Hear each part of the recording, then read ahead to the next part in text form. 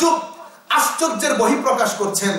এগুলা শোনার পরে ফাখারাজা আলাইহিম রাসূলুল্লাহ সাল্লাল্লাহু আলাইহি ওয়াসাল্লাম ফাসাল্লাম, আল্লাহর নবী তাদের কাছে আসলেন, তাদেরকে সালাম দিলেন। ওয়াকাল কদ সামি'তু কালামাকুম ওয়া আজাবাকুম, আমি তোমাদের কথাগুলো শুনেছি, আমি তোমাদের আশ্চর্য হওয়া, তোমাদের এগুলো অবলোকন করেছি, অবজার্ভ করেছি, শুনেছি সবকিছু।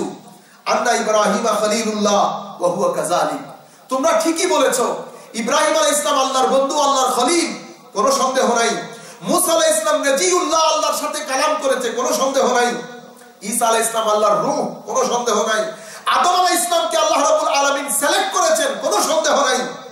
আলা আলা ওয়া আনা হাবিবুল্লাহ ওয়ালা ফখর, রাসূল করিম বলেছেন, হে আমার সাহাবায়ে কেরাম, আমাকে চেনো, আমি আল্লাহর হাবিব, এনি আমি কোনো অহংকার করি না।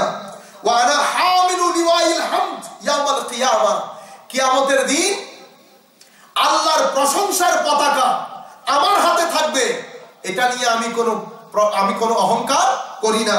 ওয়া আনা আউয়ালু শাফিঈন ওয়া আউয়ালু মুশাফফাইন ইয়াউমাল কিয়ামাতি ওয়ালা ফখর, কিয়ামতের দিন আমি মানুষের জন্য শাফাআতের দরজা উন্মোচন করব, শাফাআত করব, এবং আমার শাফাআতই আল্লাহর দরবারে প্রথম কবুল হবে। ওয়ালা ফখর, আমি এটা নিয়ে কোনো অহংকার করি না। ওয়া আনা আউয়ালু মান ইউহাররিকু হিলাকাল জান্নাতি ফায়াফতাহুল্লাহু লি, আমি প্রথম জান্নাতের দরজা নক করব, আমার জন্যই প্রথমে জান্নাতের দরজা খুলে দেওয়া হবে, এবং আমার আল্লাহ আমাকে জান্নাতে প্রথমে প্রবেশ করাবেন। ওয়া মাই ফুকারাউল মুমিনিনা ওয়ালা ফখর, আমার সাথে আমার উম্মতের গরীব মিসকিন অসহায় মানুষগুলো আমার সাথে থাকবে। ওয়ালা ফখর, আমি অহংকার করি না এটা নিয়ে। ওয়া আনা আকরামুল আউয়ালিন ওয়াল আখিরিন আলাল্লাহি ওয়ালা ফখর, আমি সৃষ্টির শুরু সৃষ্টির শেষ কুল কায়নাতের সবচেয়ে বেশি সম্মানিত আল্লাহর দরবারে, সেটা নিয়ে আমি কোনো অহংকার করি না। এমন রাসূলের উম্মত আমরা। আল্লাহ রাব্বুল আলামিন রাসূল করিম সাল্লাল্লাহু আলাইহি ওয়াসাল্লামের এই মাকাম, এই মর্তবা বুঝে আল্লাহর নবীর সাথে মহব্বতের একটা সম্পর্ক সৃষ্টি করা, আল্লাহর নবীর সাথে প্রেমের, আল্লাহর নবীর সাথে আদবের, আল্লাহর নবীর জাতের সাথে, আল্লাহর নবীর ব্যক্তিসত্তার সাথে একটা স্পিরিচুয়াল কানেকশন, একটা ইশকের সম্পর্ক সৃষ্টি করার তৌফিক দান করেন। আল্লাহ রাব্বুল আলামিন আমাদের ঈমানের জানকে দুবারা পুক্ত করে দেন। আল্লাহর নবীর মকাম বুঝে, আল্লাহর নবীর ব্যক্তিসত্তার সাথে কানেক্টেড হয়ে, আল্লাহর নবীর ব্যক্তিসত্তাকে সবকিছুর চেয়ে বেশি মহব্বত করা, বেশি ভালোবাসা, বেশি আদব দেখানোর তৌফিক আল্লাহ রাব্বুল আলামিন আমাদেরকে দান করুন।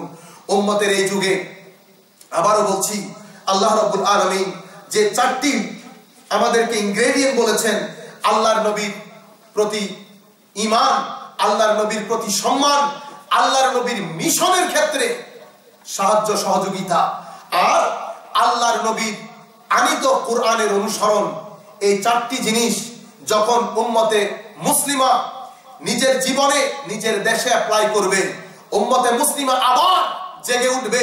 এই চারটি জিনিস ছাড়া একসাথে উম্মতে মুসলিমা আবার জেগে ওঠা সম্ভব না।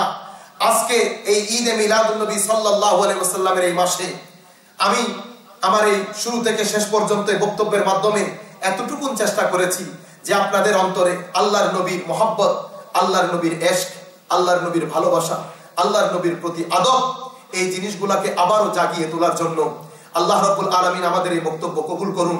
এটার মাধ্যমে আল্লাহ রাব্বুল আলামিন আমাদেরকে হেদায়েত করুন।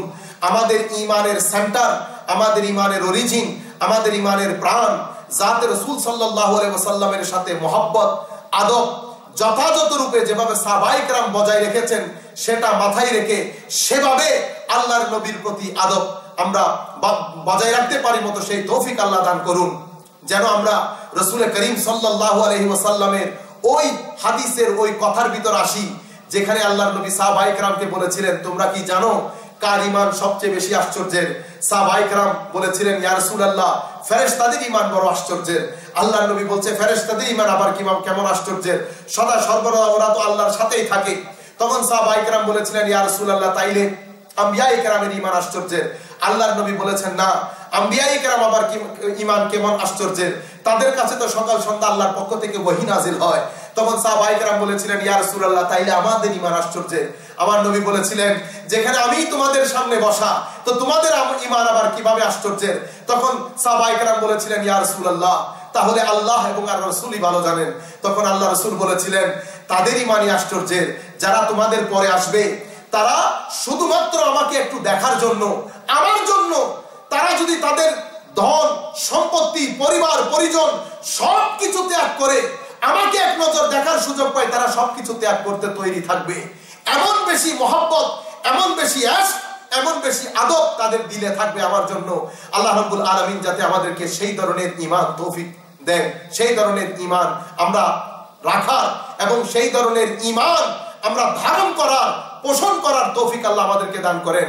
সেই জন্য আল্লাহর দরবারে দোয়া রেখে আজকের বক্তব্য এখানে শেষ করছি। ওয়া মা আলাইনা ইল্লাল বালাগুল মুবিন। আসসালামু আলাইকুম ওয়া রাহমাতুল্লাহি তাআলা ওয়া বারাকাতুহু।